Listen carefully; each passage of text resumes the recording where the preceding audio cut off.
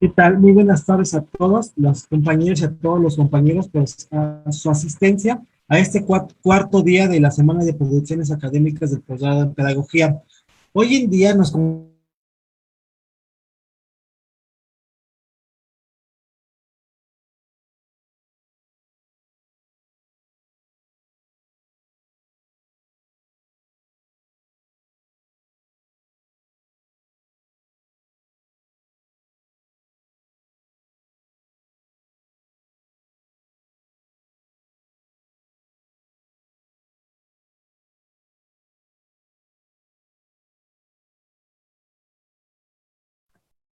Está congelado el maestro Carlos Aguilar.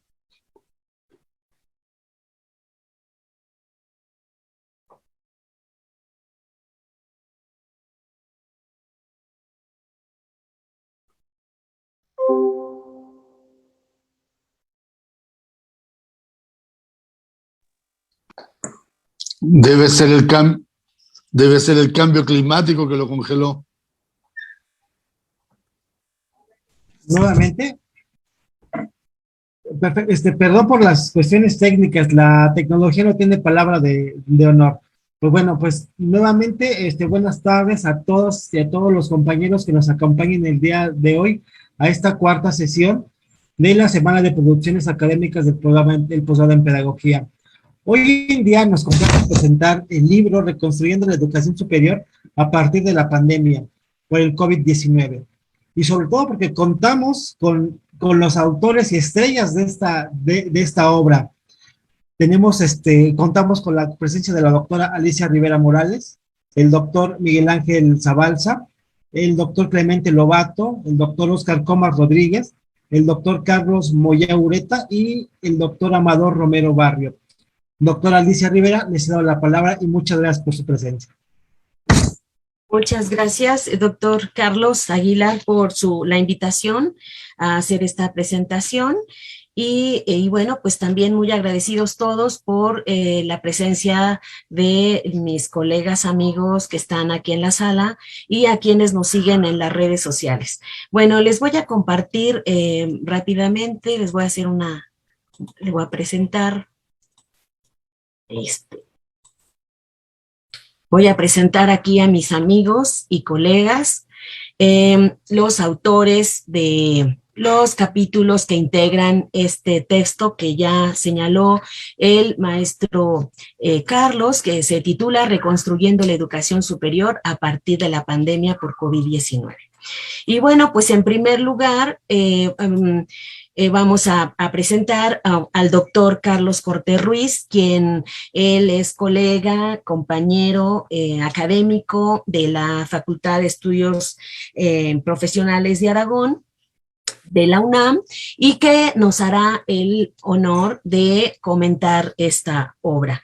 Y por orden de aparición en el texto, les voy a presentar al doctor Miguel Ángel Zabalza Veraza. El doctor Zabalza es licenciado en psicología, doctor también en psicología por la Universidad Complutense, tiene un diplomado en criminología, es presidente de la Asociación Iberoamericana de Docencia Universitaria, director de la revista de Docencia Universitaria que publica la Red Estatal de Docencia Universitaria, director de la colección universitaria de la editorial Narcia de Madrid, fue miembro de la Junta Directiva de la Sociedad Española de Pedagogía y del Consejo de Redacción de la revisión de la revista Bordón. También es miembro de la Red Estatal de Docencia Universitaria y director de la revista REDU, una de las revistas de referencia sobre educación superior en el ámbito latinoamericano. También es presidente de la Red Latinoamericana de Estudios sobre la Infancia y director de la Revista Latinoamericana de Educación Infantil. Bueno, el doctor Miguel Ángel Zabalza ha escrito o es autor de capítulos, artículos y muchos libros que en algunos publicados y traducidos en varios idiomas. Bienvenido, doctor Miguel Ángel Zabalza, a esta presentación. Muchas gracias por estar aquí, darse el tiempo para acompañarnos esta tarde. Posteriormente también, bueno, él es autor del capítulo Ser Profesor, profesora universitario en el siglo XXI, nuevos compromisos de la profesión docente. Y bueno, seguimos por el orden de aparición de los capítulos. Tenemos al doctor Ángel Pérez Gómez. Él, bueno, tiene una amplia trayectoria, es un referente también en la formación de profesionales en el campo de la educación, la pedagogía, etcétera. Y bueno, el doctor es filósofo y además estudió ciencias de la educación y tiene una amplia experiencia también en la gestión y ha tenido varios puestos en diferentes universidades, además de ser autor de muchos textos relacionados con la cultura, el currículum, etcétera. Y bueno, continúo con el título de su capítulo, se llama Repensar el sentido de la educación en tiempos de pandemia, la formación del pensamiento práctico, el cultivo de la sabiduría. Este es el título de su trabajo en este texto. Y bueno, seguimos. Ok. El doctor Clemente Lobato, ya se me pasó, a ver, aquí para que lo vean, así en su foto. El doctor Clemente Lobato Fraile, él es profesor titular del Departamento de Psicología de la Educación de la Universidad del País Vasco. Ha llevado su tarea docente e investigadora en las áreas de la orientación universitaria y profesional, del aprendizaje cooperativo y del trabajo en equipo, y sobre todo en las 2 últimas décadas en el desarrollo profesional del docente universitario. Actualmente trabaja en el desarrollo del mentoring en la universidad y en las organizaciones. Ha dirigido muchas tesis doctorales y también ha participado en diversas investigaciones y publicado libros y revistas científicas. Bienvenido, doctor Clemente. Bienvenido. Muchas gracias por estar aquí. El capítulo que él escribe se titula Fomentando la práctica reflexiva a través de la supervisión de la práctica profesional. Y bueno, continuamos con la presentación. Aquí tenemos al doctor Nicanor Rebolledo Recendis. Él es de la Universidad Pedagógica Nacional, es doctor en antropología por la Universidad Iberoamericana, investigador nacional SNI nivel 2. Sus líneas de investigación son la antropología de la educación, bilingüismo, interculturalismo e inmigración indígena. También es autor de varios libros y artículos relacionados con estas líneas de investigación. Bueno, él no nos pudo acompañar. El título de su capítulo se llama Educación Intercultural, Reflexiones en décadas de interculturalismo. Bueno, continuamos con el doctor Oscar Comas. Él nació en Argentina y tiene nacionalidad mexicana. Es doctor en educación por la Universidad Autónoma del Estado de Morelos. Es maestro en ciencias, en biología y geología por la UNAM y licenciado en ciencias geológicas por la Universidad de San Juan, Argentina. Se ha desempeñado como jefe del Departamento de Hidrobiología de la Unidad de Iztapalapa, jefe del Departamento de Programación y Evaluación de la Rectoría General, secretario técnico de la Región Metropolitana de la NUYES y coordinador general del Programa Nacional de Superación Académica también de la NUYES. Y bueno, el puesto más reciente fue precisamente formar parte del equipo directivo de la gestión anterior de la Rectoría General de la UAM. Además de que también es autor de varios artículos y libros sobre las temáticas relacionadas con la evaluación y la gestión. Bueno, bienvenido, doctor Comas. Gracias por estar acá. El título de su trabajo en este texto se llama El papel de los sentidos en la educación a distancia. Y bueno, él ya nos platicará de qué se trata. Y bueno, pues continuamos también con la presencia del doctor Carlos Moya Ureta. Él El doctor es un doctorado en psicopedagogía por la Universidad Católica de Lovaina, la Nueva Bélgica. También tiene un máster en psicopedagogía por la Universidad de Chicago. Es licenciado en políticas y prácticas de formación de la Universidad Católica de Lovaina de Nueva Bélgica, vicepresidente cofundador de la Asociación Iberoamericana de Didáctica Universitaria, coordinador latinoamericano del programa del doctorado conjunto en diseño curricular y evaluación educativa de la Universidad de Valladolid, España, Universidad de los Lagos, Chile, y la Red de Universidades Regionales Latinoamericanas. Es también miembro del Consejo Académico del Programa de Magíster de Ciencias de la Educación en la Universidad de los Lagos. También él es director académico de los programas de doctorado en Administración Pública y otros más de la Universidad Americana y Estadual de Ceará de Brasil. Y es coordinador latinoamericano del programa de doctorado conjunto en investigación intercultural latinoamericana, de la Universidad de Valladolid. Y también autor de varios capítulos y libros sobre temáticas relacionados con la didáctica, con la pedagogía de autores, la pedagogía del sur, etcétera, entre otros muchos más. Bienvenido, doctor Carlos Moya, a esta presentación. Y el capítulo que él escribe se titula La sombra del árbol del siglo XXI, crisis, docencia y transformación universitaria. Su capítulo está dividido en tres partes. Él ya nos hablará un poco de qué es lo que se trata. Y bueno, también por otra parte tenemos al maestro Luis Galeano de Rivas. Él es un profesional dedicado al proyecto de la construcción de edificaciones, así como el diseño urbano y la planificación, conocimiento, intervención y gestión del patrimonio cultural y conocimiento del medio indígena, ciudad y arquitectura, profesor e investigador de tiempo completo de la UAM Xochimilco. También es profesor del posgrado en arquitectura en la UNAM, campo Arquitectura, Ciudad y Territorio, así como en el programa de Educación y Tecnología del posgrado de la UAM Xochimilco. En la categoría de concursos internacionales ha sido finalista en el Museo Nacional del Prado en España y Museos Nacionales de Corea, ganador del Museo del Niño en Tegucigalpa, Honduras, y también ha trabajado como director de museos en el Instituto Nacional de Antropología e Historia. Y pues por ahí no sé si está ya aquí el maestro Luis García Galeano, pero bueno, bienvenido si anda por acá. Y también tengo el gusto de presentar al maestro en arquitectura, Amador Romero Barrios, que además es doctorante en arquitectura por la División de Estudios del Posgrado de la Universidad Nacional Autónoma de México, es profesor e investigador de tiempo completo de la Universidad Autónoma Metropolitana de Xochimilco en el Departamento de Síntesis Creativa de la División de Ciencias y Artes para el Diseño. Además, el maestro Amador es profesor de asignatura del posgrado de arquitectura en el campo de conocimiento Arquitectura, Ciudad y Territorio de la UNAM.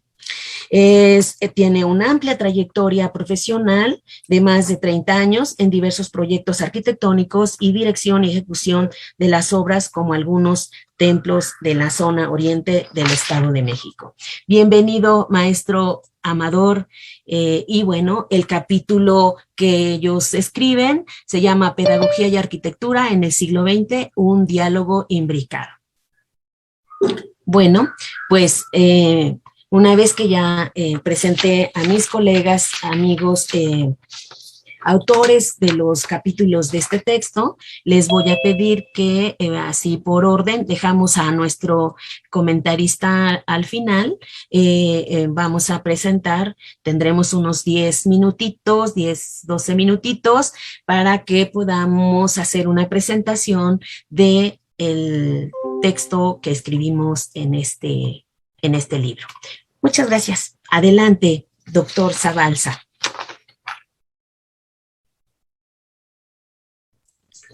Buenas tardes a todas y todos en este rato de coloquio y de convivencia virtual. Bueno, como no tenemos mucho tiempo, yo lo primero que quería hacer era agradecer a Alicia tanto por haber gestionado la publicación del libro, porque al final el mérito es de ella, y por todas estas posibilidades que nos está ofreciendo de poderlo hacer, diríamos, compartir con las personas que de alguna manera están interesadas en este tema. Y para no perder mucho tiempo, lo que quería era sintetizar un poco lo que son las grandes ideas, no sé si grandes, es una presunción que sean grandes, de mi capítulo, ¿no? Fíjense, yo me quedé muy impresionado con una pregunta que se hacía un periodista en el año pasado, en el mes de septiembre, es decir, hace prácticamente un año, cuando estábamos en la mitad de la pandemia. Y este periodista se preguntaba, oigan, ¿se han parado a pensar alguna vez cómo creen que estaríamos si nuestro sistema sanitario fuera tan malo como nuestro sistema educativo?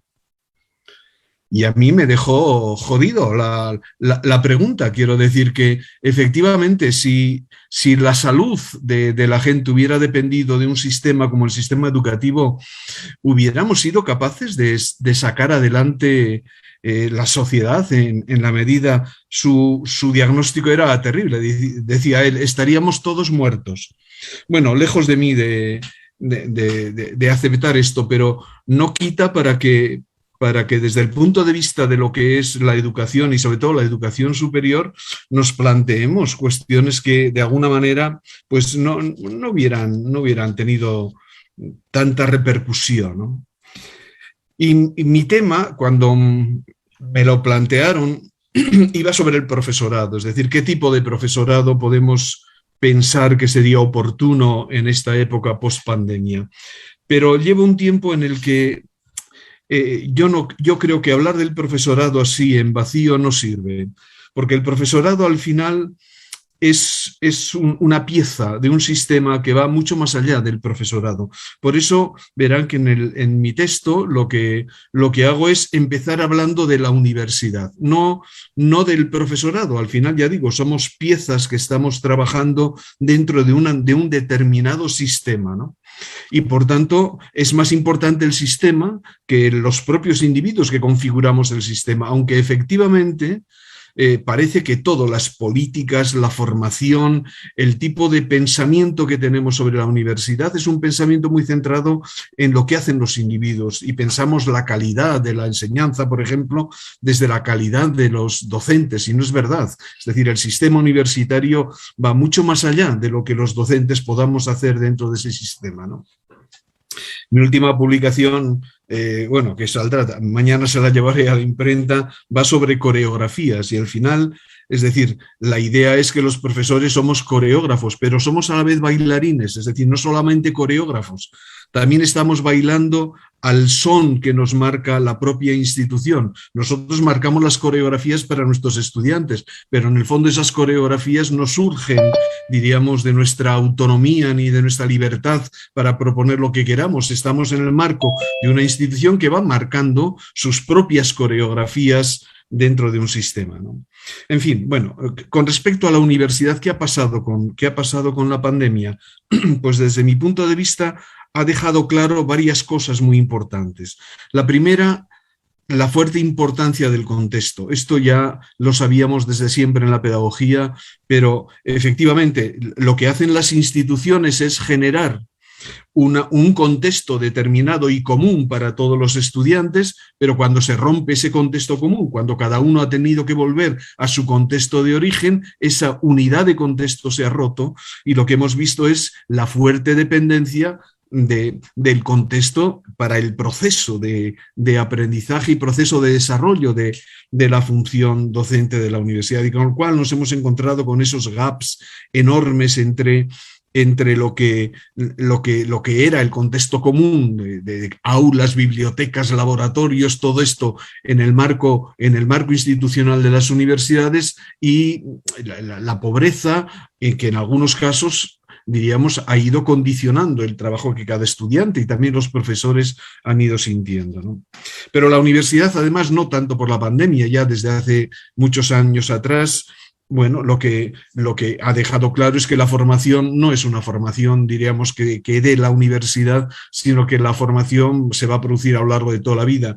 Y por tanto, que siendo dramático lo que puede significar una pandemia, tampoco es tan dramático que no podamos resolverlo con determinado tipo de medidas, porque no es que la universidad vaya a cerrar la formación, a concluirla, a dejar preparados a los sujetos para el ejercicio de una profesión, sino que esto se va a ir produciendo a lo largo de toda la vida, y lo que la universidad tiene que hacer es sentar bien las bases a partir de las cuales los sujetos estemos en condiciones de poder seguir formándonos a lo largo de toda la vida.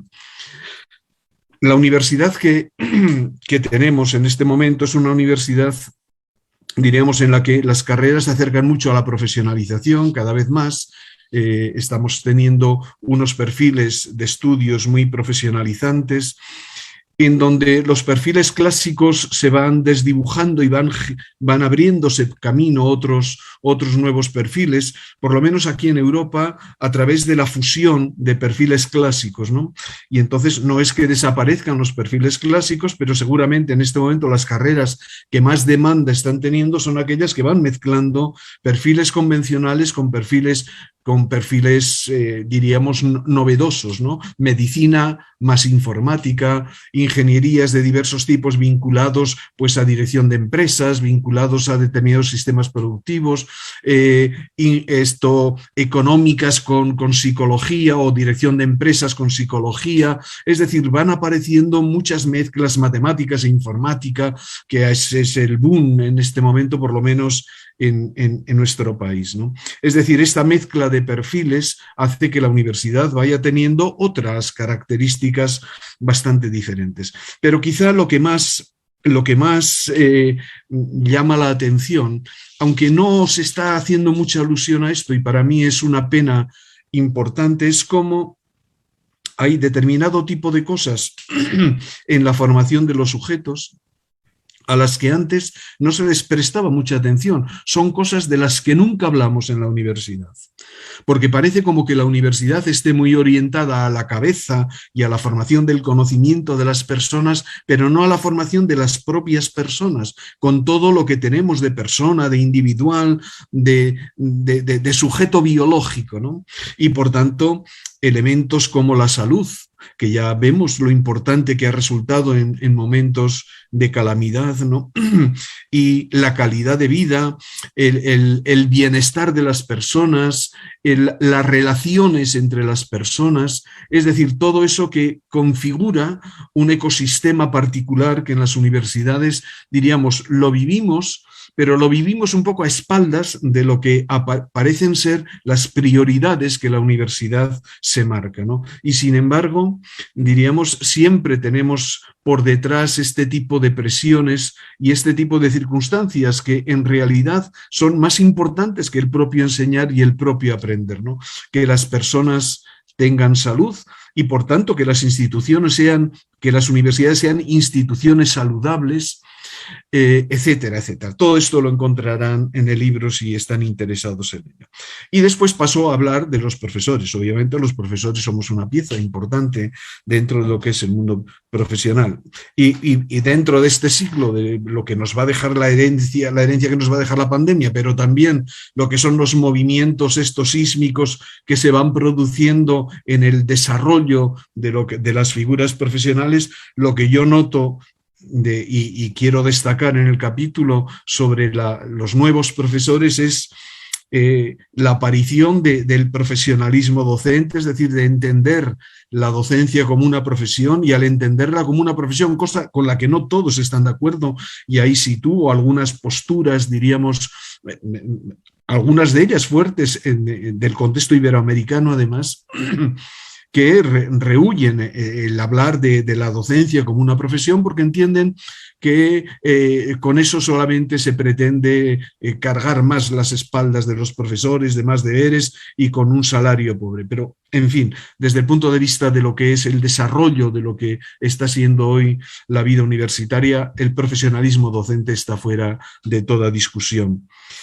la ampliación del rol docente, y desde esta perspectiva últimamente aparecen elementos muy interesantes de combinación entre lo que es, pues por ejemplo, no tanto en los países europeos en este momento, que esto ya se ha consolidado mucho, pero sí lo siento más en las visitas que hago a las universidades iberoamericanas, en esta fusión entre docencia e investigación, por ejemplo. En cambio, para nosotros la discusión está entre docencia, por ejemplo, y vinculación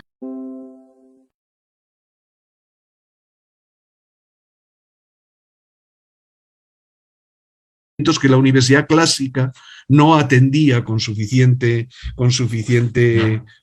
diríamos, energía.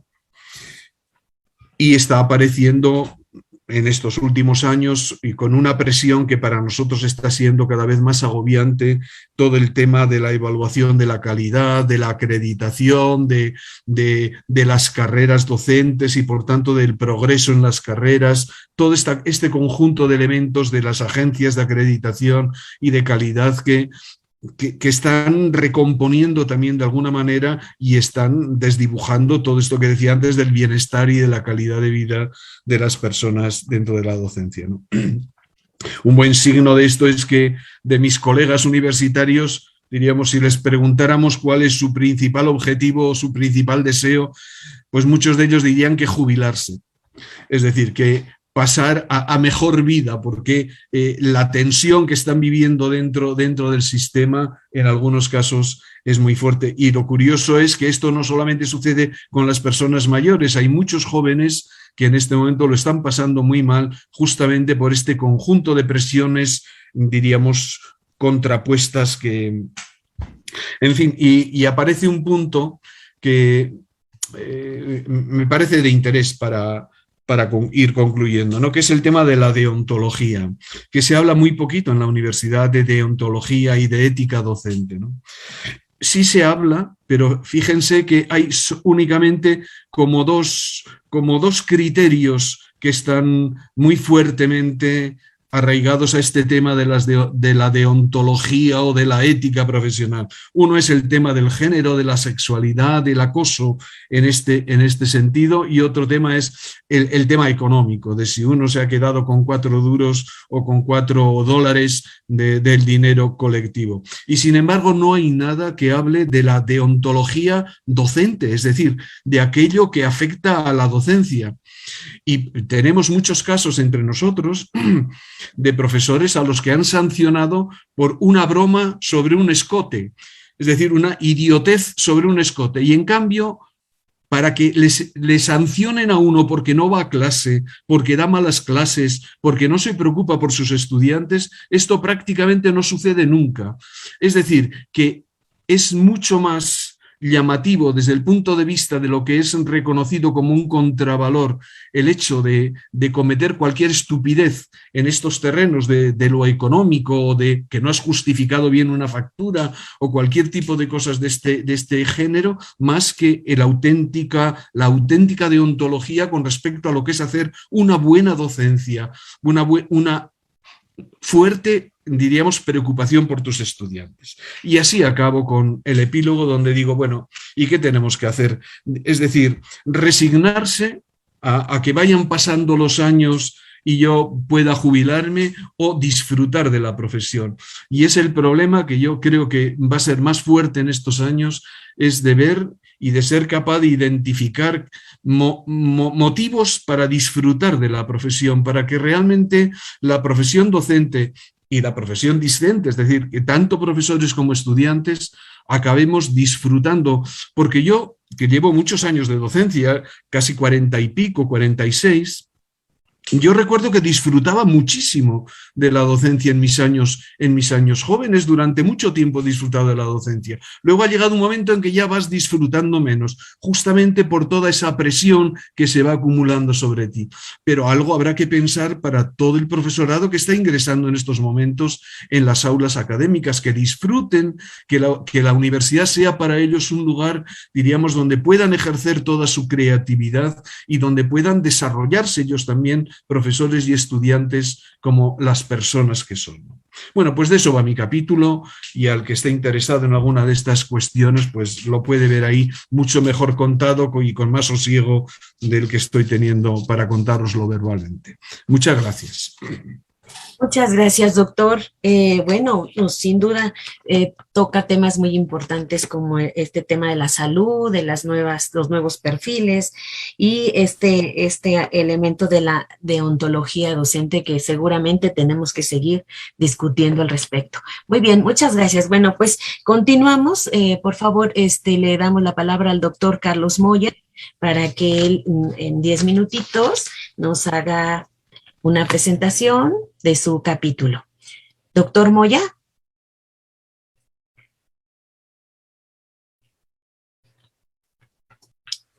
Bueno, mientras el doctor Moya el doctor Moya es que está en dos lugares distintos. Adelante, doctor, adelante. Muchas gracias. Bueno, como usted había dicho que íbamos a hablar en el orden en el que aparecíamos en el libro, pensé que me iba a tocar un poco más. Por lo tanto, voy a tener que hablar sin maquillaje nomás. Voy a pedir a la maquilladora que me maquille después.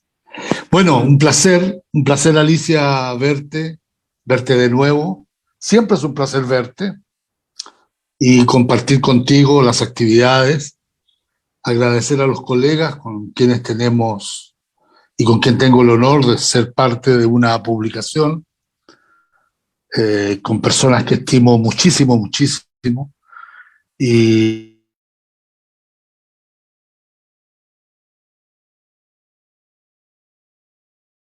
lo primero que hago con Miguel Ángel Zabalza es aprender. De nuevo estamos aprendiendo, siempre nos lleva un paso más adelante, o varios, no sé, y me alegra mucho escucharle. Bueno, reencontrarme con Clemente, con Óscar y con los demás compañeros, y a quienes no he tenido ocasión de conocer personalmente, les envío un abrazo de afecto, de cariño, y espero que volvamos a tener ocasión de reencontrarnos. Y bueno, mientras la IDU México tenga esta actividad tan creativa, sobre todo en tiempos de pandemia, nos volveremos a ver. Yo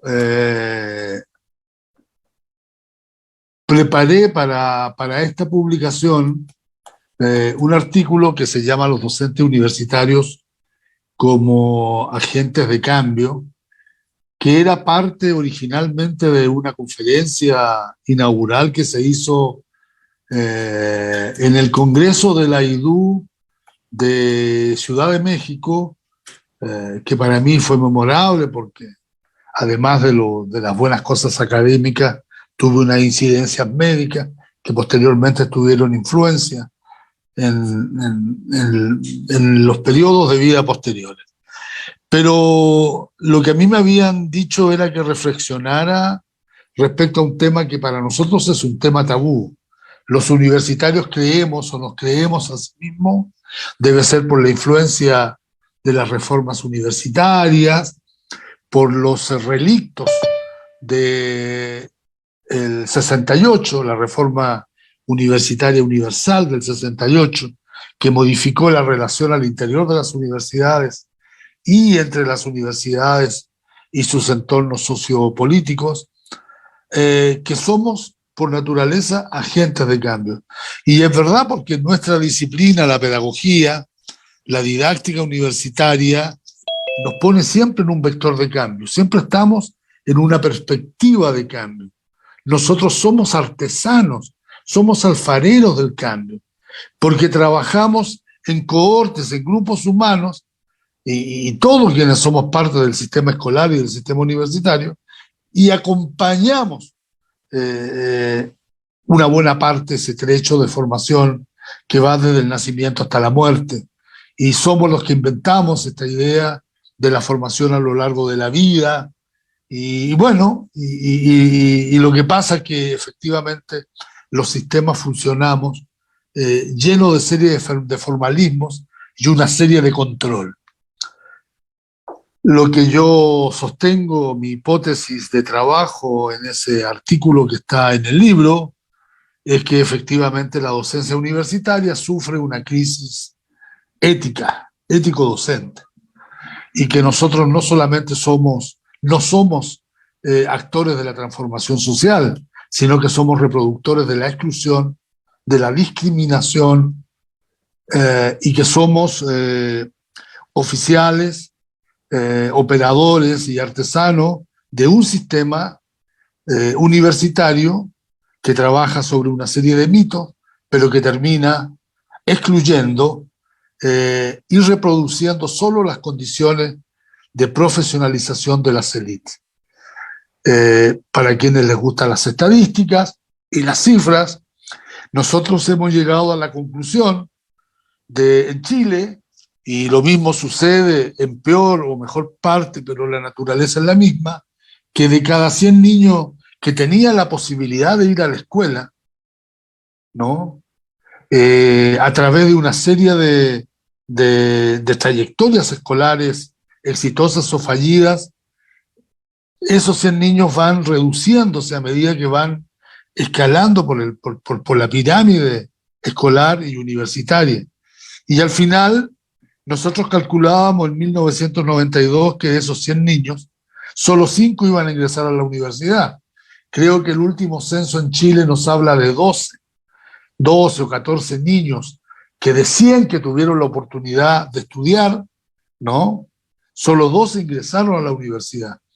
Y que de esos que ingresan a la universidad, una parte pequeña, del 20-30% de esos 12 que ingresan, tendrán posibilidades de graduarse o de titularse.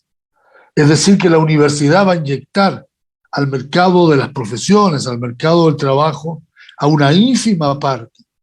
Cuando yo sostengo, como muchos de ustedes, que la educación universitaria debe ser gratuita, como es en México, pero debe ser también obligatoria, como no lo es. Nosotros debiéramos entonces pensar en una universidad capaz de transformarse a sí misma para que todos podamos en algún momento llegar a la universidad, formarnos en la universidad, profesionalizarnos y con todas las opciones y el abanico de opciones de formación profesional que podamos ofrecer, podamos incorporarnos a la paleta multicolorida de los oficios y de las distintas líneas de desarrollo profesional que ofrece el desarrollo del mercado del trabajo, de la sociedad, etc. Entonces, pareciera ser que el sistema universitario, visto desde la ética de la condición docente, es un mutilador.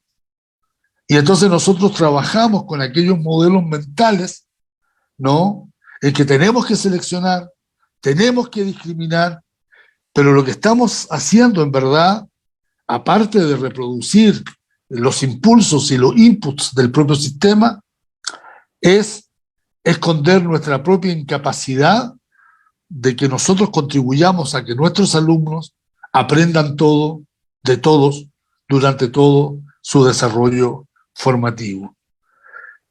Y no nos gusta mirarnos en ese espejo, porque nos gusta mirarnos en el otro espejo.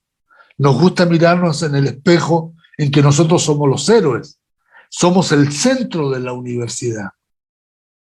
Tenemos una universidad clasista. Tenemos clases sociales dentro de la universidad. Las personas con más o menor grado universitario, con más o menos publicaciones, es como que tienen un mayor capital, como si fuera capital de prestigio, y se van segmentando, se va jerarquizando la relación entre nosotros. Y nosotros no amamos a nuestros estudiantes. Nosotros los discriminamos. Y la suerte de los estudiantes en nuestras aulas y en los rendimientos que nosotros tenemos es como si les regaláramos a unos un boleto de lotería o un boleto de loto, y bueno, y según los resultados numéricos del día domingo, bueno, habría algunos que sacarían 15 puntos, 14, 13, 12, y podríamos componer una curva de Gauss y los distribuiríamos y los discriminaríamos. Podríamos hacer lo mismo si nos ahorraríamos, evidentemente, inversión y trabajo. Y eso no es. Entonces, pensar la universidad para el siglo XXI es pensar una universidad, y ahora tenemos sí una oportunidad histórica, una universidad post-pandemia, que significa reconstruir la alianza entre docentes y estudiantes, ¿no? Y no pensar en los docentes como agentes de cambio, sino transformar esa condición de actores en sujeto del cambio.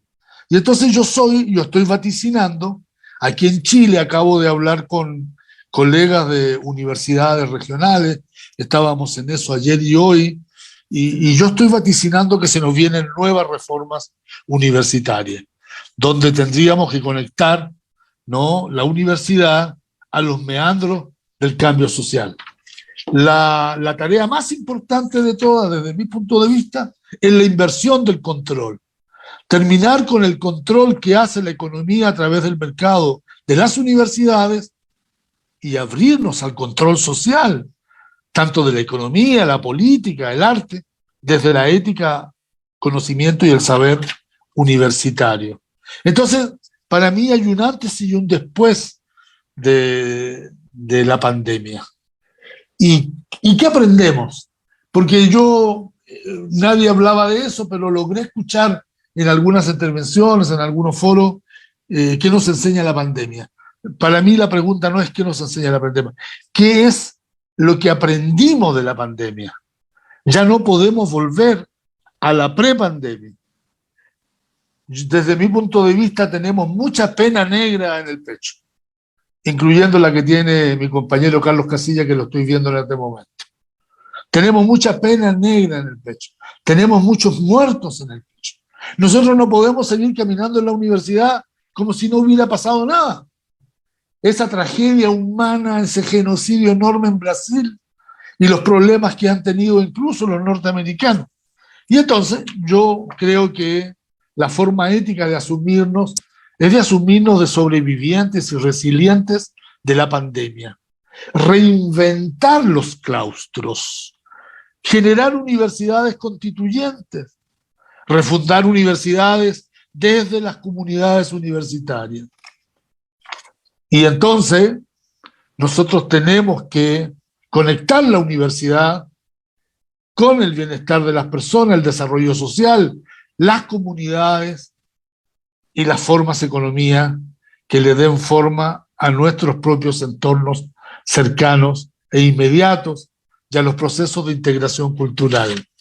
Nosotros necesitamos parar de tener desde las universidades el vértigo del mercado, del consumismo y de esta suerte de vorágine tecnológica, que alguien piensa que la tecnología como forma de dominación. La tecnología es una forma de dominación, pero también es una forma de liberación. Y nosotros tenemos que darle a estos contextos resignificado y no tener esta cosa pasiva. Bueno, Miguel al terminar tocó un tema que a mí también me tiene muy preocupado. Yo he seguido muy de cerca los trabajos y las reflexiones de Felipe Trillo, que pensé que iba a estar con nosotros hoy día. Y Felipe ha estado personalmente muy atento a la manera como los sistemas de evaluación institucional y de acreditación nos tienen, como dice Jo Miguel recién, muy agobiados. Porque en verdad nos aliena de nuestra propia condición de docente, de sujetos, y nos pone, ¿no?, en la función de operadores. Y en verdad que no importa lo que produzcamos en la universidad. Nosotros en la experiencia de Chile, con esto termino, permítanme, tenemos un sistema de acreditación que en verdad ha endiosado el trabajo de los acreditadores y de las instituciones que están encima de las universidades, dándole la razón y dándole una mejor acreditación a las universidades empresariales, a las universidades que son vistas como negocios. Y ese sistema de acreditación en Chile no tiene un apartado de evaluación o de acreditación de la docencia. Tiene uno, diciendo que hay un indicativo de la UNESCO, tiene uno que evalúa el tipo de profesión, la cantidad de horario, la permanencia, la continuidad, pero no hay nada que ingrese al aula, no hay nada que funcione en la interacción entre los estudiantes y los docentes. ¿Hacia dónde tenemos que ir? Tenemos que comenzar a pensar en evaluaciones comunitarias. Al estudiante no lo podemos evaluar terminalmente el primer año. Ese estudiante está en pleno desarrollo. Si nosotros evaluáramos los embriones fecundados, tendríamos que eliminar 2/3 de la humanidad. Nosotros tenemos que acompañar en un dossier de evaluación longitudinal a lo largo de la vida a nuestros estudiantes. Y los estudiantes y los profesores de 5º año no tienen que esperar 5 años a que un grupo pequeño de sobrevivientes como los alpinistas o los andinistas les lleguen a sus cátedras.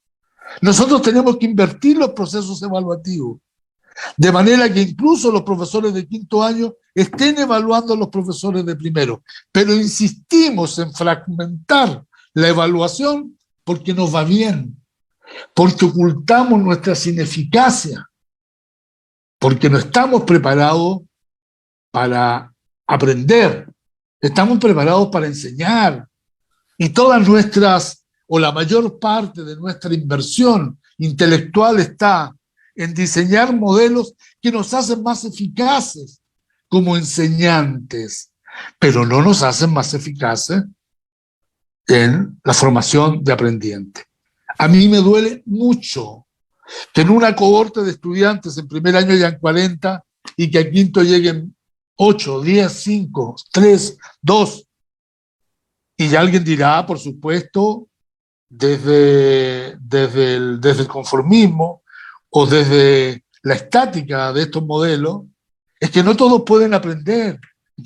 Bueno, yo como psicólogo del aprendizaje y alguien que ha estado pensando sobre todo en cómo funcionan intelectualmente los alumnos o los sujetos en posgrado, que es una fase de mucha creatividad, de producción de saber, de investigación rigurosa, he podido observar que todos.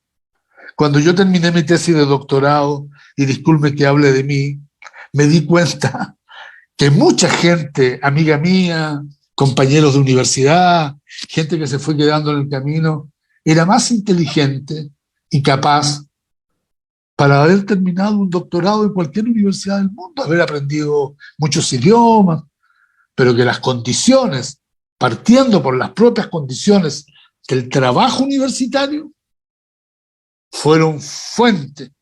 Tenemos lleno el país nuestro y los países de ustedes de cientos de miles de estudiantes con 3 años de derecho, 2 años de medicina, 5 años de pedagogía, 4 años, y todos son personas que buscan distintos métodos de volver a subirse al tren, porque pareciera ser que los docentes universitarios nos dedicamos a tirar de los distintos vagones de la estructura docente universitaria a los estudiantes fuera del tren.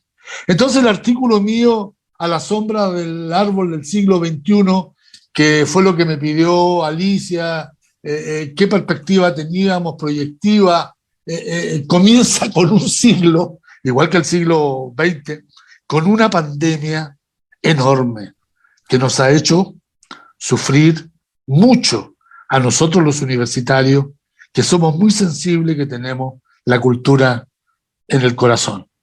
Entonces, compañeros, nosotros no podemos darle la espalda a la historia y darle la espalda al futuro. Vamos a ser juzgados por las nuevas generaciones. Y entonces, en conclusión, la pandemia nos ofrece la posibilidad, así como a mí me dieron en México la posibilidad de pensar la docencia en la perspectiva del siglo XXI, la pandemia nos da una terrible posibilidad de tener que plantearnos el desarrollo de la cultura entre medio de tanta pena negra y de tantos muertos. Muchas gracias y les pido disculpas si alguno cree que me excedí, pero para eso estamos en este caso. Okay. Sí, doctor, muchas gracias por sus comentarios y estas aportaciones para la reconstrucción de la universidad, de la docencia. Muchas gracias. Y ya, sin más preámbulo, le damos la palabra al doctor Clemente. Por favor, 10 minutos, porque si no, Carlos nos va a correr. A todos. Gracias, por favor. Adelante, doctor. Le escuchamos. Buenas tardes desde aquí y buenos días desde ustedes. Me adhiero a la felicitación a la profesora doctora Alicia por todos sus esfuerzos, por su iniciativa y por sus esfuerzos en esta publicación y también en esta posibilidad de vernos. Y quiero también hacer un saludo a todos y a todas las colegas que están ahora acompañándonos en este momento. Yo pretendo servirme también, y voy a hacerlo ahora, de unas transparencias para que más fácilmente me puedan seguir y al mismo tiempo yo me regule mucho mejor mi exposición. Entonces, bueno, mi capítulo es el capítulo 4, si recuerdan ustedes, tiene el título Fomentando la práctica reflexiva a través de la supervisión de la práctica profesional. ¿Por qué este capítulo y el contenido? Pues responde fundamentalmente a que a raíz de un encuentro que tuve en el 2019, finales del 19, con gente que trabaja en el País Vasco, sobre todo en las provincias de Vizcaya y de Guipúzcoa, en torno a la supervisión en ámbitos de sanidad, en ámbitos de intervención social y también de la docencia, porque yo vengo trabajando en este campo desde hace unos 30 años, en unos años con mayor insistencia y en otros a lo mejor ya un poco más diferidos, porque tiene mucho que ver con el acompañamiento con el que he trabajado y he llevado a cabo en tutorías o en supervisión o en el mentoring. Es decir, está muy interrelacionado y es ahí donde yo me muevo. Y a raíz precisamente de aquel encuentro, que en el fondo era como vernos para poder descubrir y al mismo tiempo potenciar o explicitar, ¿no?, dificultades, aspiraciones, desafíos, etcétera, pues volví cuando me propuso Alicia, pues intenté de alguna manera el planteamiento que más o menos hay de fondo en lo que yo venía trabajando con toda esta gente, pues explicitarlo de algún modo. Y eso es lo que he pretendido. Entonces, de alguna manera la pretensión del capítulo es exponer las claves fundamentales, ¿no?, que están en el fondo de un modelo de supervisión, que ahora lo voy un poco a definir, pero fundamentalmente a través de los procesos reflexivos, ¿no? Y por eso, de alguna manera, ahí les pongo qué entiendo o qué entendemos en estos grupos que me han ido siguiendo, que yo les he ido acompañando a su vez en esos procesos reflexivos. En la reflexividad como un proceso personal de comprensión e interpretación. Yo creo que todo el mundo estamos haciendo esto, fundamentalmente abordando las situaciones problemáticas de la práctica profesional.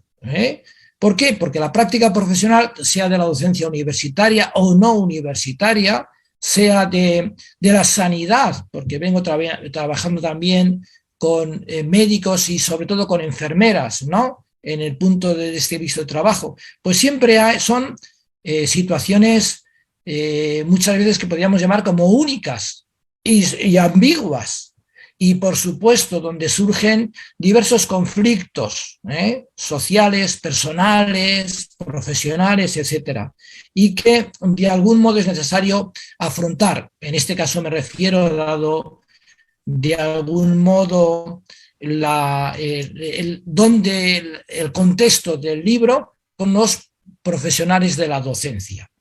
Y en esta perspectiva de la reflexividad o de la concepción de la reflexión es donde se sitúa de alguna manera lo que desde hace años venimos planteando sobre una metodología de desarrollo profesional docente o de un desarrollo profesional sanitario, un desarrollo profesional social, etcétera. Y yo partí descubriendo en aquellos años el modelo de Smith, que todos ya conocemos, ¿no? Donde fundamentalmente, de una manera sencilla, secuencial, hay ahí como 4 frases y que yo de alguna manera les recuerdo, que seguramente lo hemos venido trabajando, con 4 preguntas. ¿Qué es lo que hago? ¿No? ¿Cuáles son las razones de lo que hago y qué efectos tienen las personas en las instituciones y el entorno donde yo estoy? Y también en mí, él no lo ponía, pero también en mí. ¿Cómo he llegado a actuar de esta forma? ¿Y cómo podría hacer las cosas de otra manera? Esto, que en el fondo era yo trabajando con una formación terapéutica que tuve durante unos cuantos años, de alguna manera como que más o menos diseñé, apliqué, etcétera, algo que yo llamé modelo integrativo, ¿no? ¿Por qué? Porque integraba no solamente todos esos elementos, sino el componente cognitivo, emocional y de las conductas. Esto era algo que yo recogí de aquella experiencia mía formativa desde el enfoque gestáltico, en el que descubrí que también nos teníamos que mover y que Smith a lo mejor no lo tenía también en cuenta porque venía más desde una perspectiva cognitiva. Es entonces ahí donde esbocé de algún modo, y es lo que explicito en el capítulo, algunos de esos elementos que paso a repasar. De tal manera que podíamos... ¡Ay, perdón! ¿Qué me he pasado? Entonces, no está bien. Y entonces, de algún modo, ese concepto, lo desgrano en el capítulo de la supervisión como de la práctica profesional, venía fundamentalmente a intentar, y hemos ido viendo en las observaciones y en las evaluaciones y en las investigaciones que sobre esta práctica de la supervisión hemos venido de alguna manera desglosando en los diferentes campos, como que favorece, incentiva 3 aspectos claves.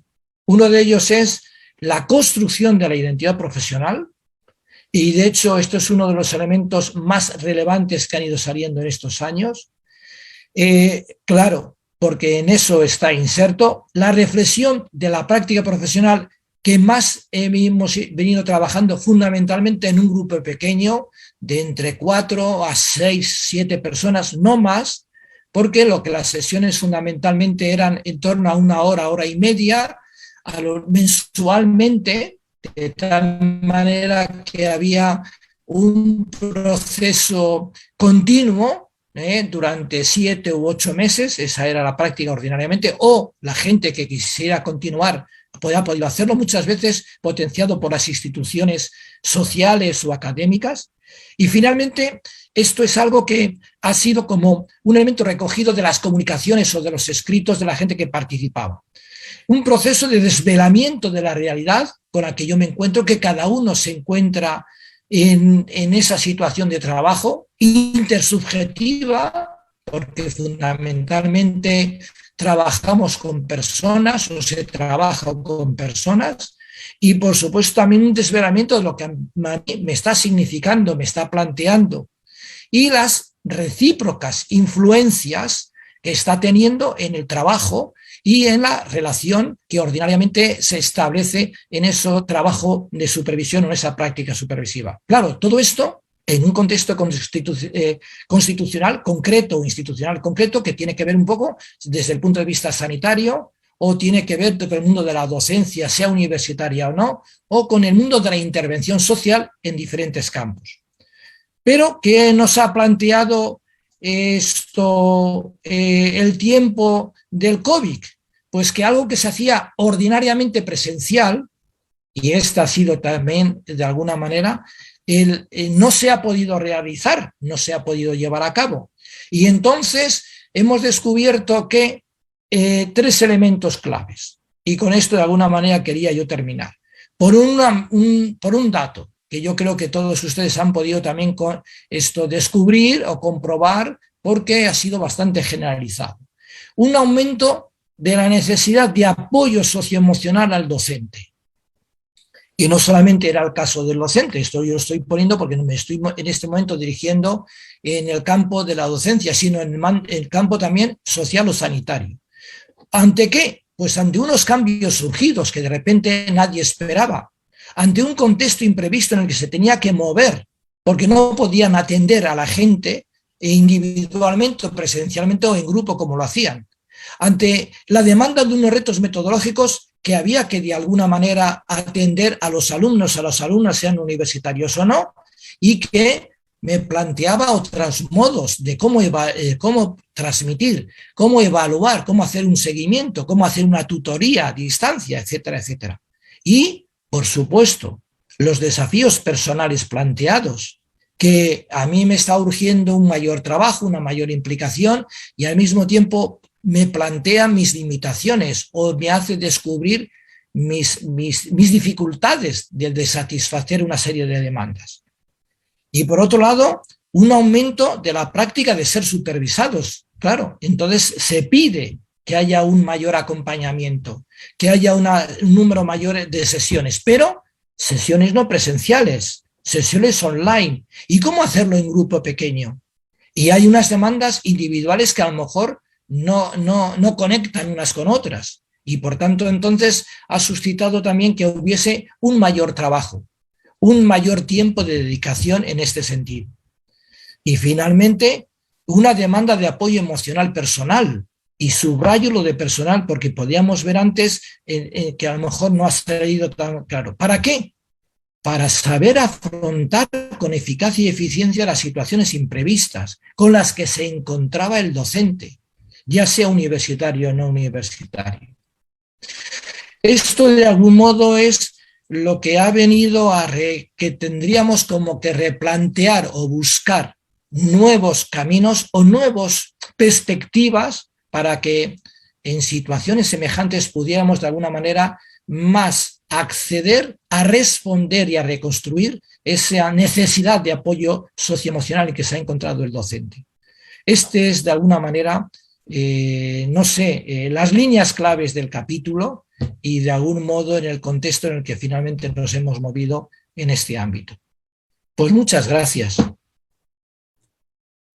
Gracias a usted, doctor Clemente. Qué interesante. Efectivamente, pues esta situación socioemocional que hemos vivido, pues sí requiere de un acompañamiento, de apoyo, ¿no? Para poder continuar, no solamente los docentes, sino también los estudiantes. Bueno, sin más, también le doy la palabra al doctor Óscar Comas para que él nos hable del capítulo sobre el papel de los sentidos. Adelante, doctor Comas.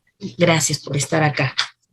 Gracias a ti, Alicia, y me uno también a todo este reconocimiento a tu trabajo y compromiso para llevar a feliz término estos escritos que ahora quedaron plasmados en este libro y que representan, gracias a este esfuerzo que ha realizado para su publicación y difusión, una visión, digamos, sobre un abanico de todo lo que hemos podido observar y vivir durante esta pandemia.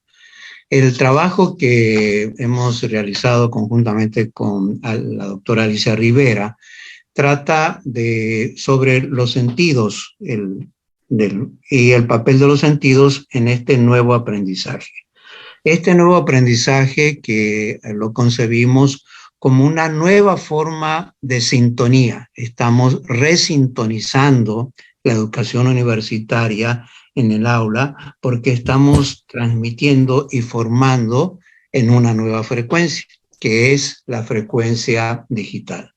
En esta frecuencia digital consideramos que no hemos abandonado por lo menos 4 valores principales, diría yo, entre otros. Es decir, que hemos tenido que continuar cómo es en el aula, cómo es el dato certificado y cómo este dato certificado es antagónico al mito. Cómo la teoría, es decir, fundamentada, reemplaza a la fantasía. Cómo la proyección analítica, ¿sí?, basada también en datos, sustituye a la profecía, y cómo la crítica propositiva, ¿sí?, con conocimiento de datos y hechos, es totalmente antagónica a una descalificación de la actividad universitaria que lamentablemente en nuestro país día a día se produce en un mensaje mañanero como una andanada a la educación universitaria y a las instituciones universitarias en general.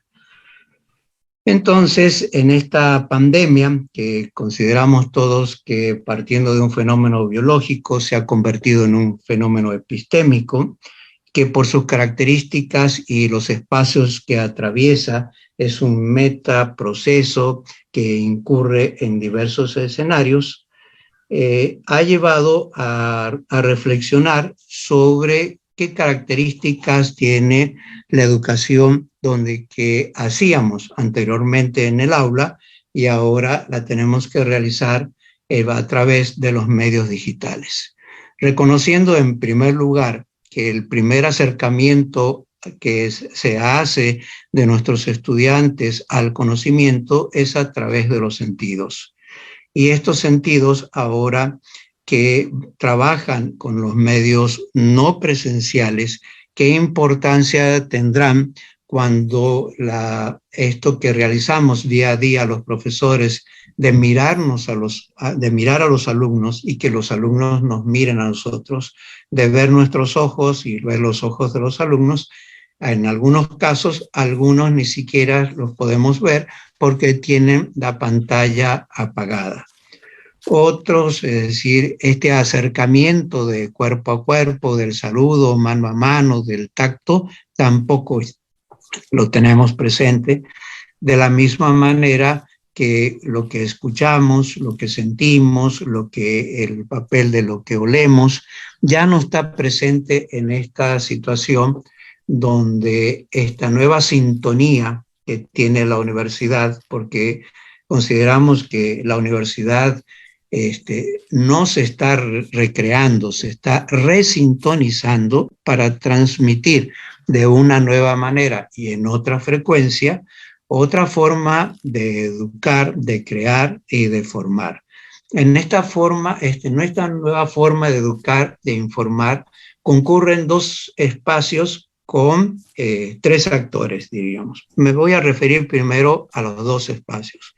Primero, el espacio institucional, donde que hemos escrito con Alicia, pero en mi experiencia como profesor y gestor universitario, es decir, me ha tocado vivir un espacio institucional donde la universidad, ante un hecho inédito y extraordinario, tuvo que decidir no cerrar, abrir, digamos, la educación universitaria, no las aulas, no los edificios, sino mantener planes y programas a través de una nueva sintonía digital. Y en este nuevo espacio de resintonía enfrentamos una serie de cambios que teníamos que realizar para que el estudiante tuviera una nueva flexibilidad en el transcurso de su trayectoria escolar. En el espacio exterior nos preguntábamos muchas veces, tanto como maestros, qué podíamos hacer en un aula que tenía que representar, no solo trabajar sobre estos 4 pilares con los que he comenzado, sino también cómo fortalecer lo que sucedía en esta nueva forma de enseñar cuando cerrábamos la computadora y el estudiante en la computadora se enfrentaba a redes sociales donde tenía información que podía ser verdad o mentira. pero al mismo tiempo era anónima en la mayoría de los casos. Entonces, esta nueva sintonía universitaria tenía que fortalecer no solamente la educación al interior, sino también cómo íbamos a enfrentar un mundo externo que por primera vez el dato no tenía certidumbre. El dato podía ser ejercido por por cualquier persona, y no se preocupaba si era verdad o mentira. Lo que importaba era su difusión.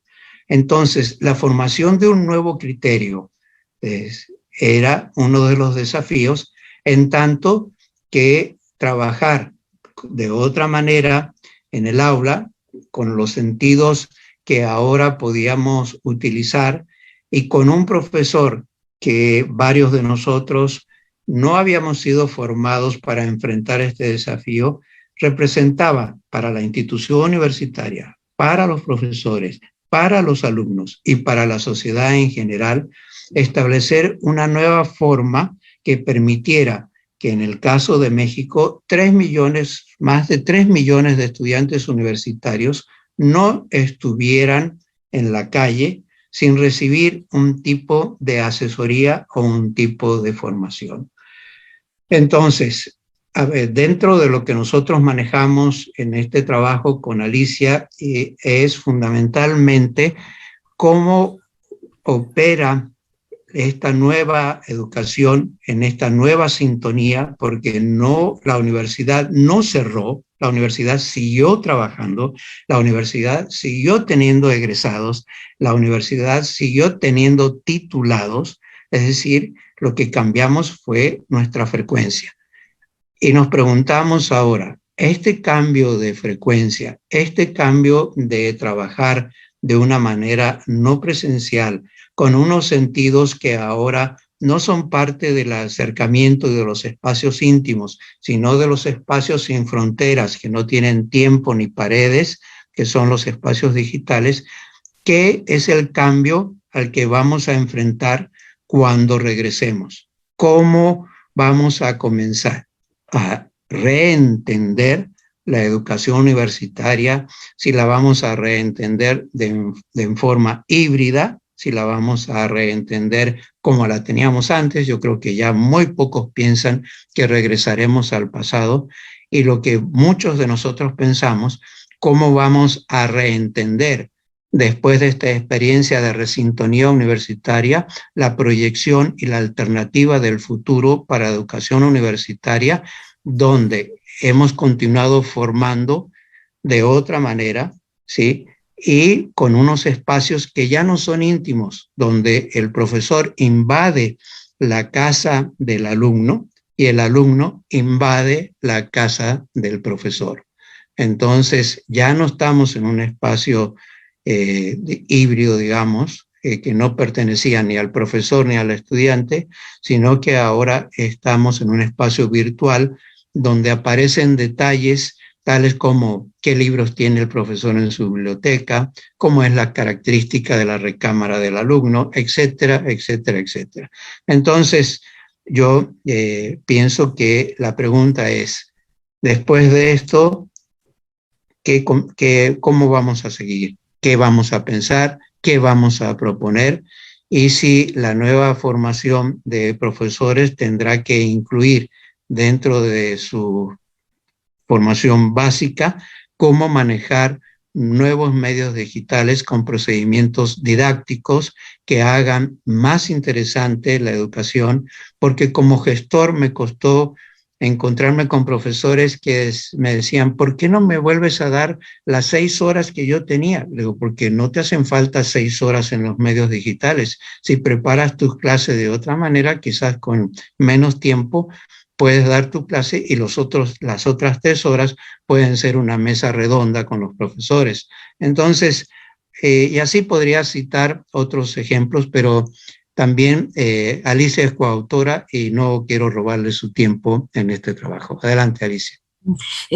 Gracias, Oscar. Yo creo que lo señalaste muy bien. Creo que no es necesario que yo ahonde en lo que ya señalaste, porque tenemos ya preguntas y comentarios del público. Entonces, prefiero darle la voz a Luis, a los siguientes autores, que es el maestro Luis García y Amador, que ojalá se puedan ajustar al tiempo para dar también espacio a las preguntas y comentarios del público.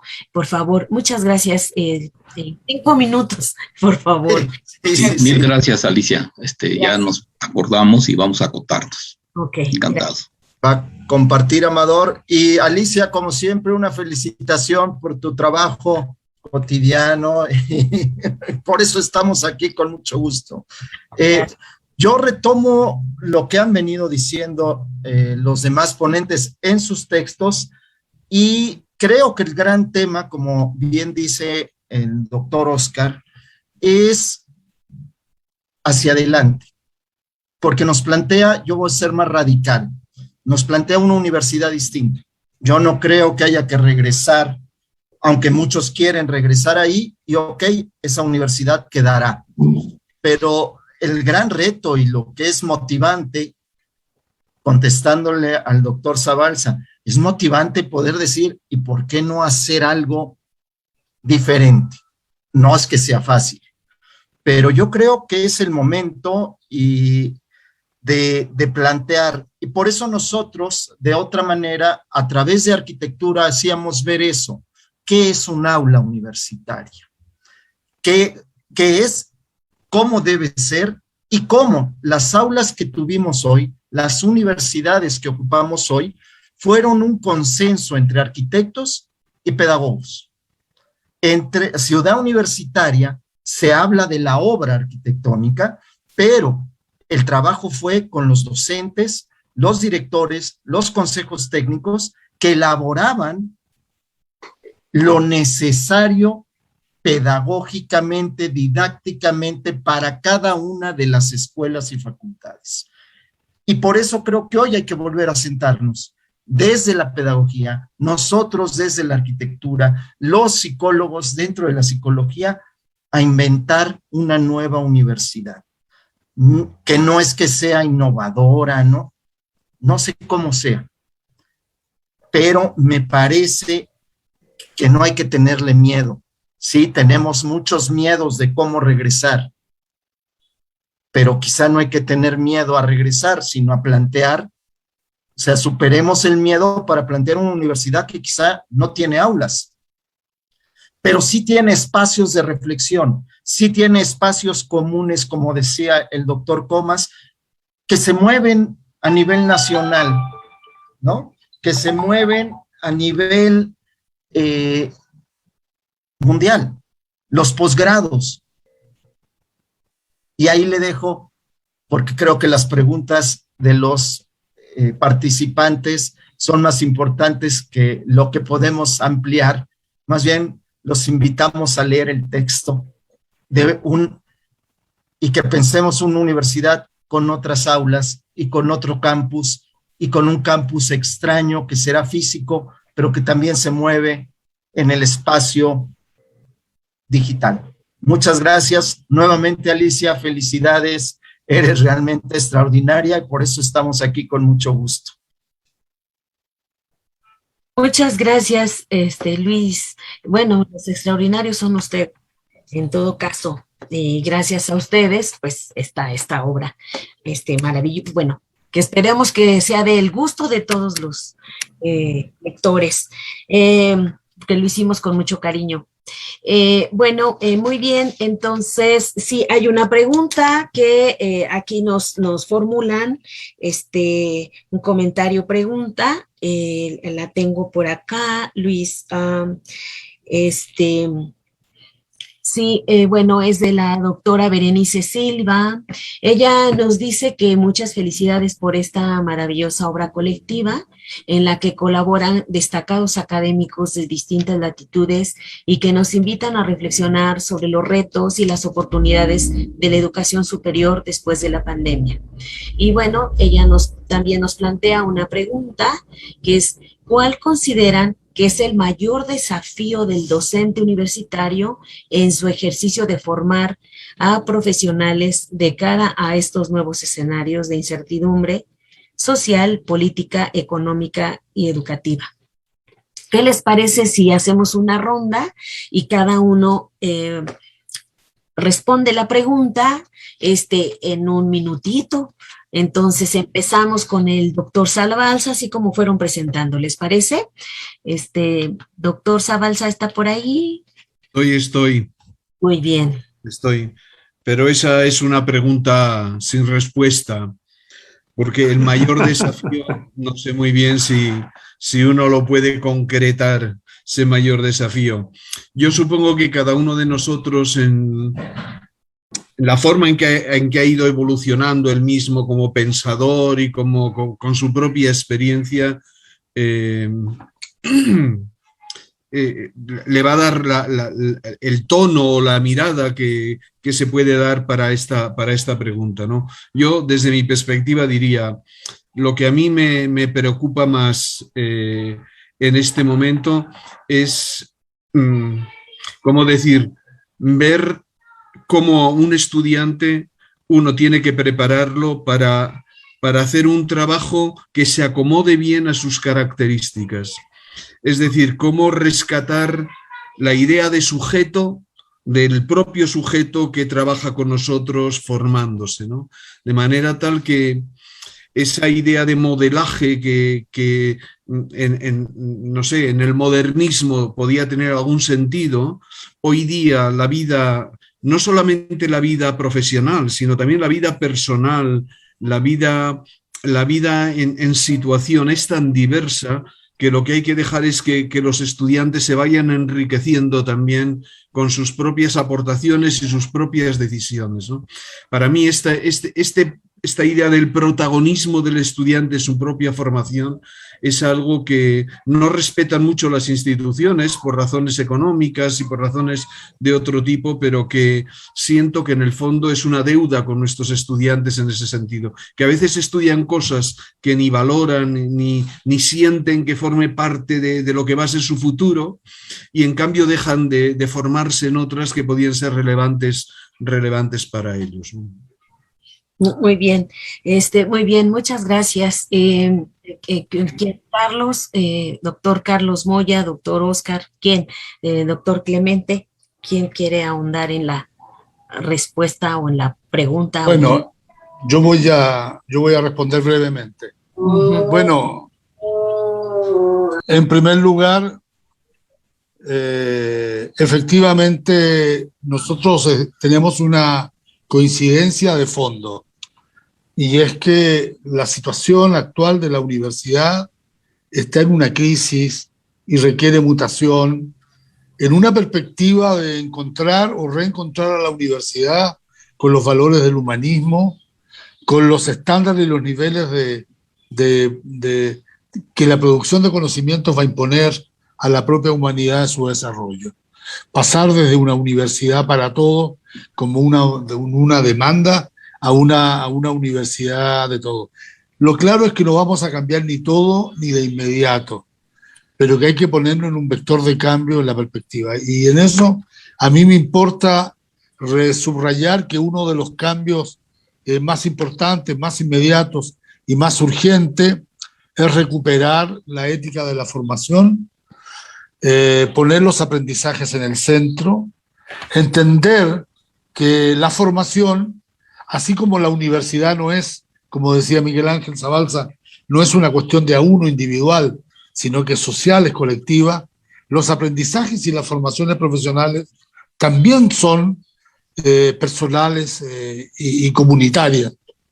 Por lo tanto, vamos a tener que hacer cosas que son llamativas, como modificar los sistemas de evaluación para instalar progresivamente sistemas de evaluación a lo largo de la formación, donde vamos a pasar de la evaluación fragmentada e individual de los académicos a evaluaciones de proyectos, evaluación de dossier de aprendizaje, donde es el propio estudiante que va a ir configurándola y a nosotros nos va a permitir un acompañamiento más cercano. Por lo tanto, estoy hablando de una universidad más cooperativa, una universidad de comunidades, una comunidades coevaluativas, donde el trabajo a lo largo del tiempo por venir sea unas prácticas docentes en que el objeto de trabajo sea reconstruir y configurar la alquimia del cambio personal, formativo, hasta las urgencias de las competencias profesionales. Yo creo que tiene que ser una universidad que no pretenda cambiar el mundo del exterior, sino una universidad capaz de cambiarse a sí misma desde el interior. Muchas gracias, doctor Carlos. Y bueno, me voy a ir a otra pregunta. Bueno, primero, un saludo del maestro Fernando Ochoa. Él dice que es un placer verlos, saludarlos y tener una nueva oportunidad de aprender de ustedes, doctor Zabalza, doctor Moya. Son una inspiración para la reconstrucción de nuestra vida docente. Y formula una pregunta y nos dice, ¿cómo puede ser la gestión educativa en las escuelas? ¿Debemos seguir el modelo neoliberal? ¿Qué posibilidades se vislumbran? No sé si por ahí el doctor Comas, el doctor Clemente, o el maestro Amador, o quien. A ver, adelante, por favor. Sí, a ver, bueno, yo creo que en estos momentos no podemos seguir hablando de modelos neoliberales. Digo, si alguien lo quiere seguir haciendo, que lo haga, por supuesto. Pero yo voy a ligar esta pregunta con lo anterior. Para mí, en este momento, quizás porque soy egresado de Ciencias Naturales, lo más importante es que en nuestra sociedad, incluida los actores, profesores, alumnos, instituciones, en el caso de la educación, estén conscientes de que no solamente estamos enfrentando lo que es el cambio climático, sino el cambio ambiental, y que esto significa, digamos, que están alterados o serán alterados de manera inédita y extraordinaria en un futuro próximo, no a largo plazo, sino próximo, mediano, es decir, todos nuestros espacios y todas nuestras formas de convivencia.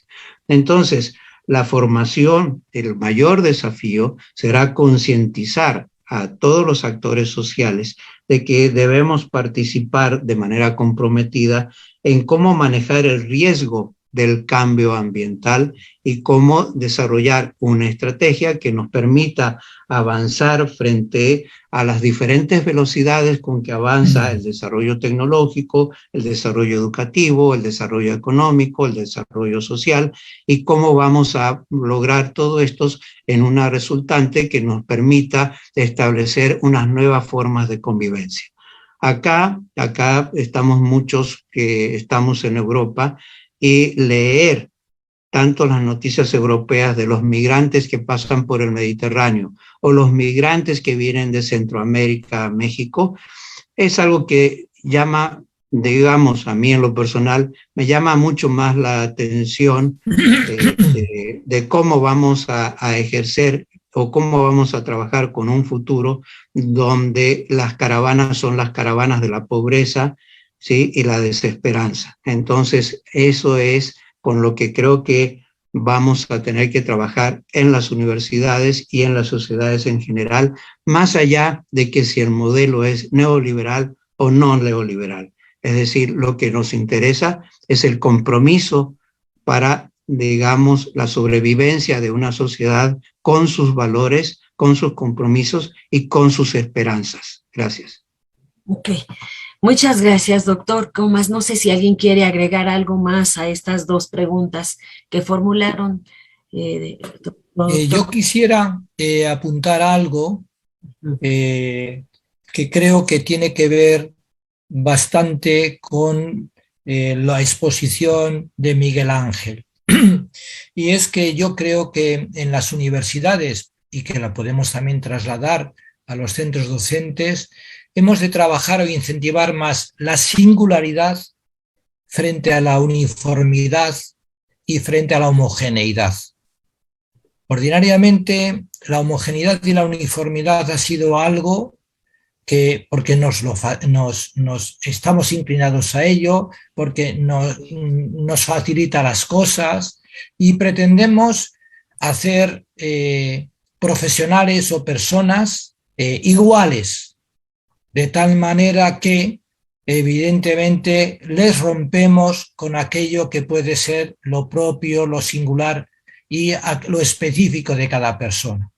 Y entonces rompemos moldes o incentivamos más bien moldes en que todos salen iguales, uniformes, donde no nos compliquen la existencia. Y entonces las metodologías que adoptamos en la enseñanza, en los procesos de aprendizaje, tienen que ver mucho con todo igual. Todos tienen que entrar en el mismo ruta, en el mismo itinerario, en el mismo proceso, etc. Y así ni fomentamos el desarrollo de la persona, ni incentivamos profesionales singulares, profesionales que tengan sus propias características y que sepan intervenir de diversos modos según los ámbitos en los que se van a encontrar. Yo creo que es el gran desafío de las instituciones que uniforman las realidades y tiene que ver también desde la enseñanza más pequeña o desde la enseñanza más temprana. Y yo apuntaría sobre todo o tener mucho en cuenta esto, con lo cual nos pide que capacitemos o formemos o nos formemos precisamente en estas peculiaridades de poder trabajar en la profesión docente. Muy bien, muchas gracias, doctor. No sé si alguien más quisiera ahondar sobre esta pregunta o responder. ¿Más comentarios? ¿No? ¿O alguien que quiera hacer un comentario adicional? Si ya no hay más, entonces, bueno, pues soy yo la que les reconoce y les agradece profundamente. Son mis maestros siempre. O sea, realmente siempre aprendo mucho de ustedes. Es un privilegio para mí el haberlos visto esta tarde, el haber compartido estos momentos académicos y también agradecerles profundamente su generosidad y su apertura para contribuir en este texto. Y bueno, pues a los demás, a los que nos siguen, espero que lo lean, que lo revisen y demás. Pero antes necesitamos los comentarios del doctor Juan Carlos Cortés Ruiz, quien está ahí. Él va a comentar, hacer, bueno, pues su reflexión, análisis de la lectura del texto. Y entonces, bueno, adelante, doctor Juan Carlos. Muchas gracias y bienvenido. Pues muchas gracias, doctora. Pues qué más comentarios que la amplia explicación que han dado de cada una de las lecturas. Me voy a permitir hacer algunas relaciones, interpretaciones y pues invitar a los que nos escuchan ahora y ahora que va a quedar también grabado a que revisen el texto. Tuve dos vertientes, una ir haciendo una revisión puntual de cada una de los artículos, pero bueno, no hay que hacer spoiler, más bien hay que dejar con las dudas, las inquietudes y la invitación a los diferentes lectores. Y voy a tratar de ir empezando y también acortando por las cuestiones del tiempo. Me invitó a reflexionar y pensar que un día amaneció y me cubrieron la boca, encerraron mis ojos, se alejaron de mis manos y borraron constantemente mis pisadas. Al menos limpiaron mis zapatos. Este contexto nos estuvo llevando permanentemente hasta esa situación, hasta esta circunstancia. Nos invita a este texto a reflexionar sobre los propósitos, medios y entorno de la enseñanza en el proceso de cambio que impulsó el contexto COVID. Los diferentes escritos mueven los hilos para confirmar que en realidad todo lo sólido se desvanece en el aire, como lo decía Marshall Berman. Y al igual que el conocimiento, las prácticas docentes se enfrentaron a una revolución que produjo cambios repentinos en el trabajo, en el hogar y en las formas de alimentarse y relacionarse. Lo escrito deja de ser pertinente para abrir camino a una nueva realidad. Nada de lo que estaba permanece. Bueno, al menos esa es una expectativa que muchos de los aquí presentes están diciendo también, ¿no? Ya no podemos regresar a lo mismo. Todo lo conocido se reconfiguró y de pronto nos encontramos frente al paraíso perdido de Morán, con una nueva conciencia, mitos reestructurados y de expresiones artísticas que hablan de nuevas realidades, frente al desorden que a su vez invita a nuevos conocimientos, retos, innovación, que alimenta la complejidad del mundo. Sus textos afortunadamente nos hacen o nos llevan en muchos momentos a decir qué tan desordenado está el mundo. Y esto es benéfico porque este desorden finalmente nos mueve a pensar ahora hacia dónde nos movemos, cómo reorganizamos. Nos lleva a preguntarnos sobre lo esencial para continuar. Ya lo decían, las clases de 4 horas o de todo un día de primaria se convierten ahora en 1 hora cada 3 días. Y nos hace pensar, ¿se enseñaba lo necesario? ¿Realmente lo importante o esencial?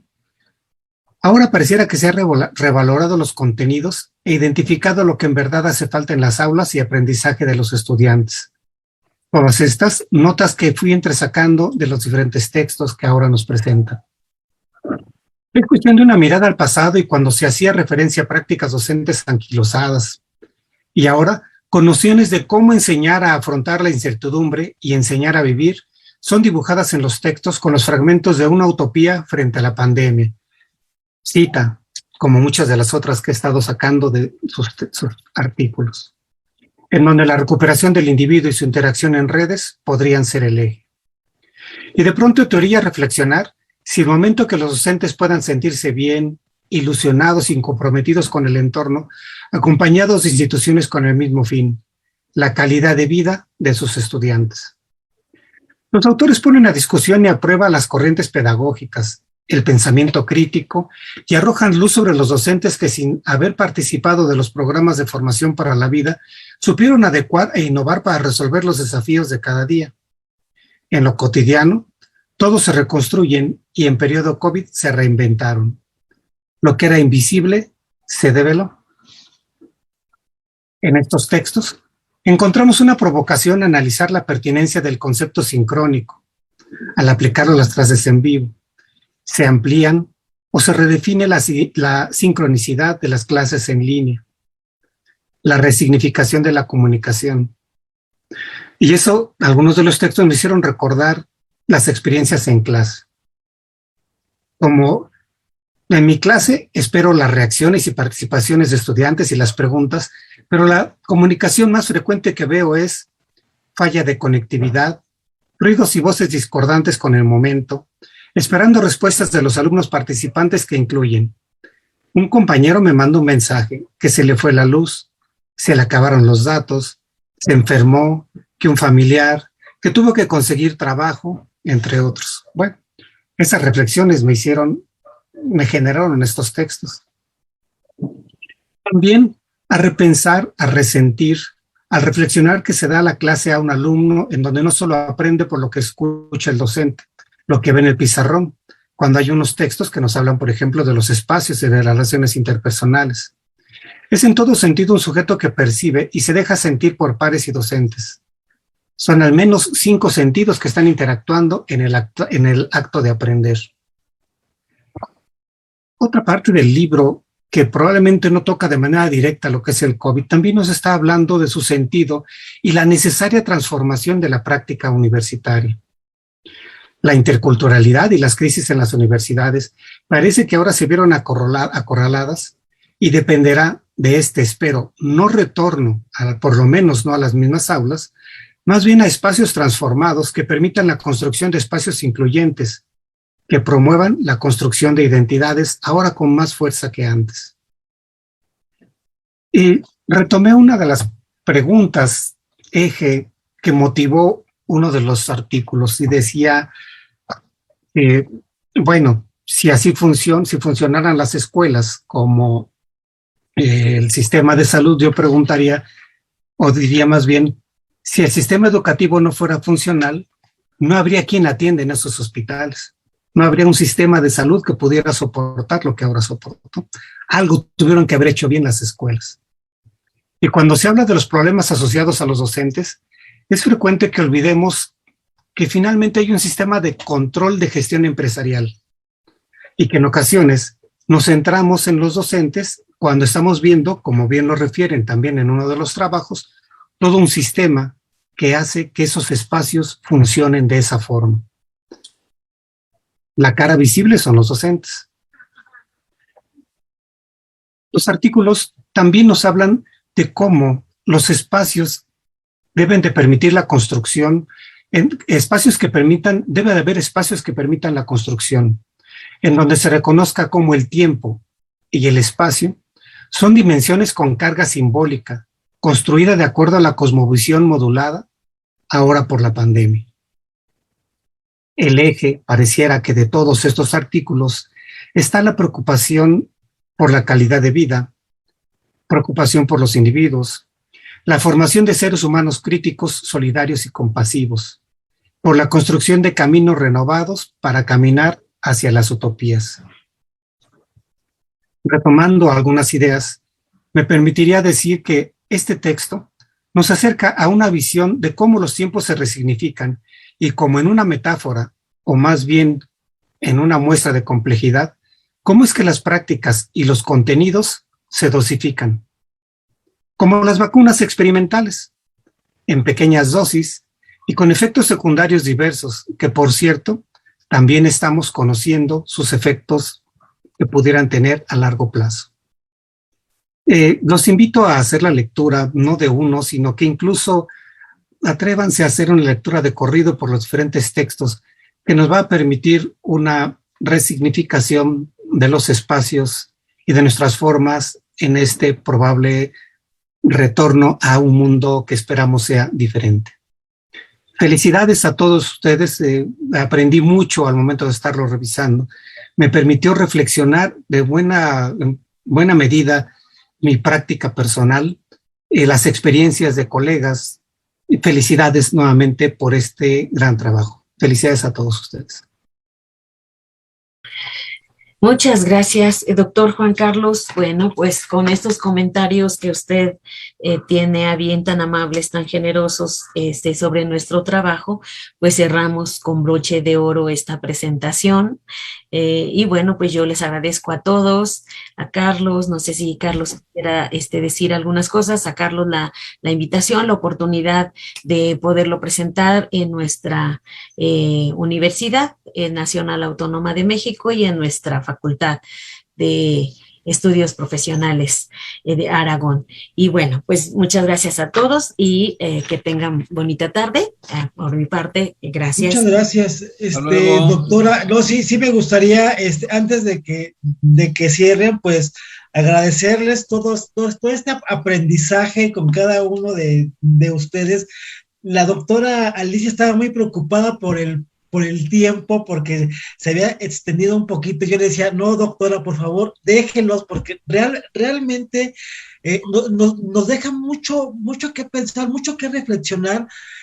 Y bueno, yo estoy encantado realmente, y yo sé, doctora, dónde pudiéramos conseguir el libro. Yo creo que todos los que nos estuvieron viendo tanto en Facebook y en YouTube están interesados en adquirir el material. Ahorita mismo les voy a dejar la liga porque es de acceso gratuito, entonces lo podemos difundir. Perfecto, muchísimas gracias. Nada más quisiera, para finalizar, pues hacer la entrega formal de las constancias. Ya se las hice llegar por medio del chat. Sin embargo, la del doctor Moya no nos pudo, bueno, no me permitió hacerlo, pero yo sí quisiera leerla. Que muy rápidamente: la Universidad Nacional Autónoma de México, la Facultad de Estudios Superiores Aragón, la División de Estudios de Posgrado e Investigación, el programa de posgrado en Pedagogía, otorga la presente constancia a la doctora Alicia Rivera Morales, al doctor Miguel Ángel Zabalza, al doctor Clemente Lobato Fraile, al doctor Oscar Comas Rodríguez, al doctor Carlos Moya Ureta, al doctor Romero Barrio, al doctor Luis García Galeano de Rivas y al doctor Juan Carlos Cortés Ruiz por su participación por cada una de sus intervenciones en la Semana de Producciones Académicas del programa de posgrado en Pedagogía, que se llevó a cabo el 28 de octubre del 2021 en línea con respaldo del programa de esta facultad. Por mi raza, adorar el espíritu. Muchísimas gracias a todos por su participación y en verdad, lo bueno que se quedó grabado porque hay que verlo muchas veces y leer el libro. Muchísimas gracias por su participación. Gracias. Gracias. Gracias. Muchísimas gracias y saludos a todos. Muchas gracias. Chao. Hasta luego, ha sido un placer. Hasta luego.